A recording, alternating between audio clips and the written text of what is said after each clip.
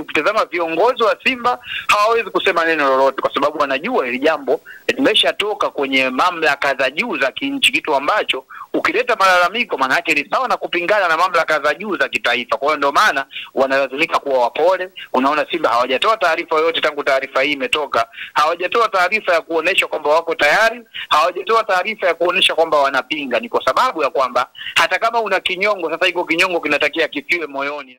Ukiangalia malalamiko, wanalalamika mashabiki, bado naona bado changamoto zitakuwepo Lugano. Ndio maana nimezungumza kwamba hizi taasisi kwa maana ya bodi ya ligi na shirikisho ni lazima kuna namna zinahitaji kusafishwa ama kujisafisha zenyewe. Ni jambo muhimu sana kwa sababu ukitazama ule mgogoro wa dabi ni mgogoro ambao ulileta haukuishia tu kwenye dabi yenyewe. Kama utakumbuka ule mgogoro ulikuja kuzusha vitu vingi ambavyo baadaye Yanga waliibuka wakasema wanadai fedha zao. Sana, na hii ni Like Media. Kama ambavyo unafahamu, tunapata nafasi ya kuzungumza na watu mbalimbali, kupata maoni na mitazamo kuhusiana na mambo kadha wa kadha. Kama ambavyo unafahamu kuhusiana na dabi ya Kariakoo ambayo imepangiwa tarehe 25 lakini ilikuwa ichezwe tarehe 15. Hapo kuna mambo mengi sana ambayo yanazungumzwa. Huenda Simba wasipeleke timu uwanjani kwa sababu manunguniko ya baadhi ya mashabiki wamekuwa wakizungumza kwamba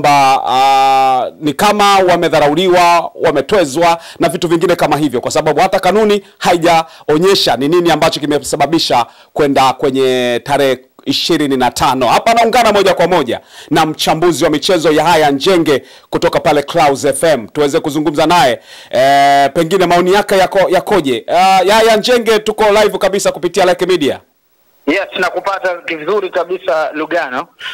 Nitaka kufahamu kuhusiana na maoni yako kwa hiki ambacho kimefanyika kwa bodi ya ligi. Maana bodi ya ligi walitangaza tarehe masaa kama 48 hivi kabla ya mchezo wenyewe wa tarehe 15. Lakini wakati wanatangaza kuahirisha mchezo au kusogeza mchezo kuelekea mpaka tarehe 25, sikuona kama kulikuwa na maelezo ya ziada tofauti na maelezo ya mara ya kwanza. Manake kipindi ambacho walikuwa wanailisha mchezo wa tarehe 8 waliweka mpaka kanuni ya 34.13 kwamba ndicho ambacho kimewapelekea kuhamisha mchezo. Lakini wa tarehe 25 hauna maelezo yoyote. Mtazamo wako na kama utakuwa umefuatilia, kama kuna mashabiki wa Simba na viongozi, kama kuna manunguniko yote, kwako hili umelipokeaje?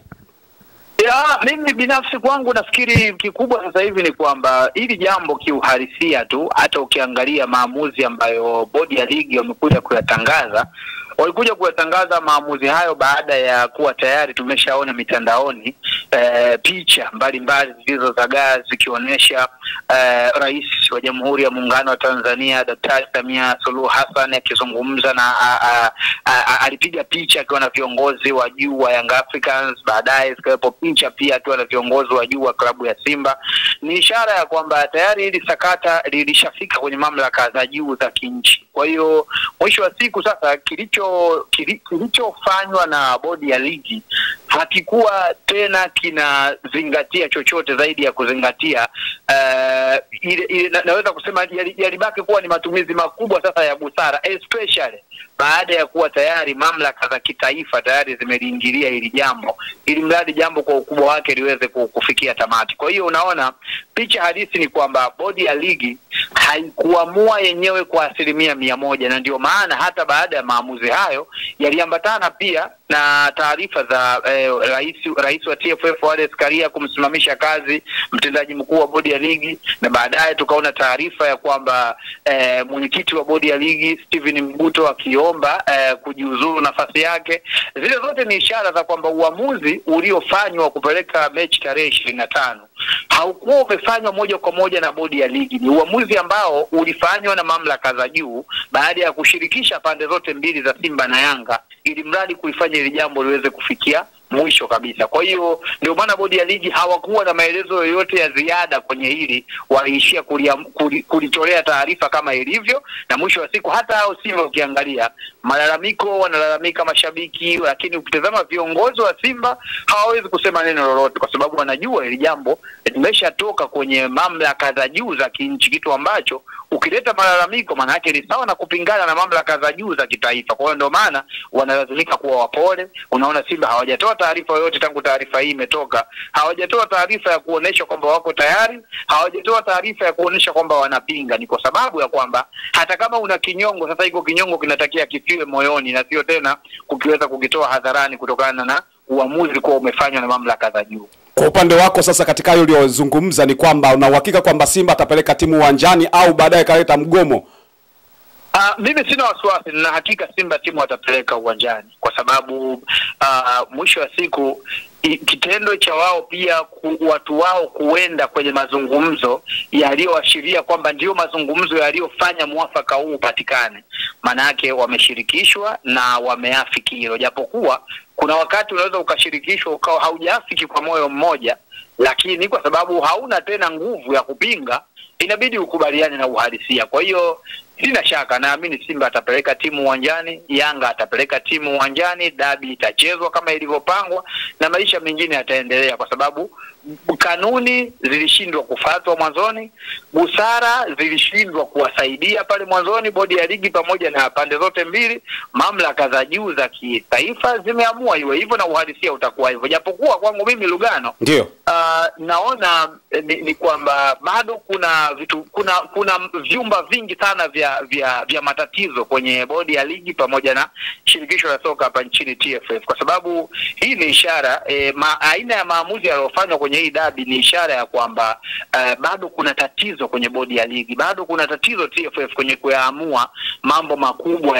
ya namna hii, kwa sababu unajaribu kutazama Lugano, katika wakati wote ambao kulikuwa kuna mnyukano mkali baina ya bodi ya ligi, Yanga na TFF, hakukuwa na tamko lililonyooka kutoka kwa rais wa TFF. Rais wa TFF alionekana amekaa nyuma tu, yuko kimya kabisa, hajatenga muda wa kuzungumza chochote, wakati taasisi kubwa ilikuwa inachafuka ambayo ni TFF, taasisi kubwa ya kimpira Young Africans na malalamiko yake. Mchezo wa soka umeingiliwa na vitu ambavyo vinawakera mashabiki, vinawakera wadau wawekezaji kwenye mpira ambao wameweka hela zao nyingi kwenye football, lakini rais wa mpira nchini alichagua kukaa kimya tu, kuacha watu wabishane kwenye vyombo vya habari, kuacha zile taarifa kwa umma zitoke, kuacha dokumenti za ndani za kitaasisi ziende kwenye mitandao ya kijamii. Rais wa shirikisho akachagua kukaa kimya tu. Unajua kwamba Yaya Njenge, nakumbuka rais wa TFF Wallace Karia alishawahi kuzungumza kipindi anashuka kwenye ndege mara baada ya kutoka Morocco kwenye mkutano, lakini wakati alipotoka Dodoma kwenye mkutano kulikuwa na Wizara ya Michezo ilikuwa natoa bajeti yake. Alizungumza hasa pale, alizungumza kuhusiana na ripoti kwamba haipo, na uwanja wa ndege alizungumza kuhusiana na sinema ambazo alizungumza. Nilikuwa nakumbushia hapo. Sasa kitu ambacho hayo mazungumzo hata mimi niliyasikia Lugano, lakini kinachonifanya niseme hakutoa tamko ni kwa sababu kwa nafasi yake niliamini anatakiwa kuandaa press conference rasmi kutolea ufafanuzi hili jambo. Ni jambo ambalo linaonekana kuwa ni tata. Huwezi kusema unatoa ufafanuzi ukiwa umeshuka airport, waandishi wamekudaka wanakuhoji. Huwezi kutoa ufafanuzi umetoka bungeni, umeletewa maiki, unahojiwa ndio unasema ni ufafanuzi. Alipaswa, kama ambavyo Yanga walikuwa wanafanya press conference kwa ajili ya kueleza msimamo wao, na shirikisho tulitegemea kupata msimamo wao kupitia press ambao ni rasmi na tuone matamko rasmi ya rais. Ukiangalia rais wa TFF kwenye zile tamko ambayo alilisema wakati anatoka Morocco, unaona lilikuwa ni tamko lililojaa hasira nyingi, limejaa mambo ambayo hakuyafanyia utafiti kwa kina. Alizungumza kwa hasira, yani kulikuwa kuna mazingira ya namna hiyo, ndio maana alitoa maneno ambayo hayakuwa yanafaa. Kwa hiyo bado naona kuna changamoto kwenye namna ya TFF inavyokwenda, kwenye namna ya bodi ya ligi inavyokwenda. Kwa hiyo ili ifike siku tusiendelee kuzitegemea busara za Rais wa Jamhuri ya Muungano wa Tanzania ndio ziendelee kuwa zinasaidia maamuzi ya kimpira. Ni lazima kuna vitu kwenye shirikisho viendelee kufanywa marekebisho, kuna changamoto kwenye bodi ya ligi ziendelee kufanywa marekebisho, ili siku moja ifike wakati bodi ya ligi isimame kama chombo huru chenye maamuzi kisicho na shinikizo, TFF isimame kama shirikisho ambalo lina maamuzi yasiyoegemea upande wowote. Ni vitu ambavyo ni lazima hizi taasisi zinahitaji kusafishwa ili mambo yaweze kwenda sawa sawa, na tusitegemee tena kila jambo linakuwa gumu, inafika wakati tunategemea mamlaka za kitaifa ndio ziamue mambo ambayo ni ya kimpira. Unaona mgogoro wa dabi ambao Mheshimiwa Rais wa Jamhuri ya Muungano wa Tanzania Dr. Samia Suluhu Hassan amefanya suluhisho kwamba dabi kachezwe. Unafikiri imeziba sasa, manake hakuna tena mgogoro ambao una mwendelezo wake kutoka hapa?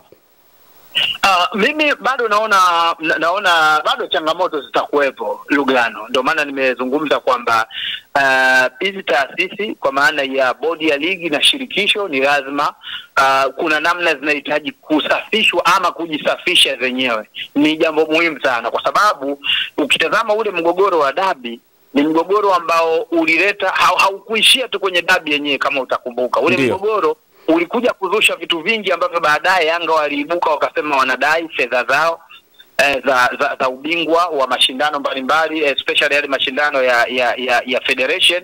Lakini vile vile zikaja kuibuka taarifa hata baadhi ya vilabu vingine vikiwa vina madai pia kwenye shirikisho.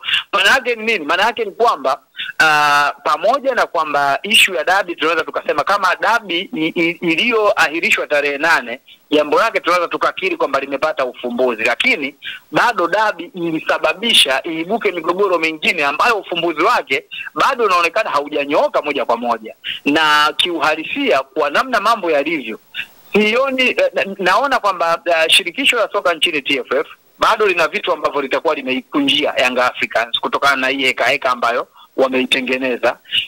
Klabu ya Young Africans bado kuna baadhi ya vipengele haitokuwa na imani na shirikisho, na ndio maana nitarudia neno, kama utakumbuka kwenye yale matakwa ya Yanga ili icheze dabi yalikuwa ni matakwa 4 ambayo ilikuwa ni kuondoka mtendaji mkuu wa bodi ya ligi, kuvunjwa kwa kamati ya saa 72, kujiuzuru kwa katibu mkuu wa TFF, na takwa la 4 nafikiri ni kama limenitoka kidogo, lakini ni kuhusiana na bodi kuwa huru. Ya bodi kuwa huru, so dakta matakwa hayo 4. Sasa kwenye haya matakwa 4 ukitazama yanayoonekana mpaka sasa hivi yametekelezeka ni matakwa kama 2 peke yake.